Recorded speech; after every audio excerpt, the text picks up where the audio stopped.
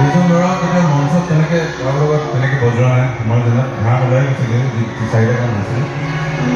বিচাৰি পালোঁ বৰ ধুনীয়া মোৰ ভাতৃ ভনী বৰ ভাল আমাৰ বেণ্ডত এবাৰ সোমাইছে আৰু থাকিব বুলি আশা কৰিলোঁ এই দুইটা বছৰলৈ মোক পাহৰি যাব পাৰে এইটো বেলেগ কথা বাৰু কিন্তু এবাৰ আমাৰ 2010 বৰ ধুনীয়া দুজন মানুহ লগ পালোঁ এজন লক্ষ্মীনন্দন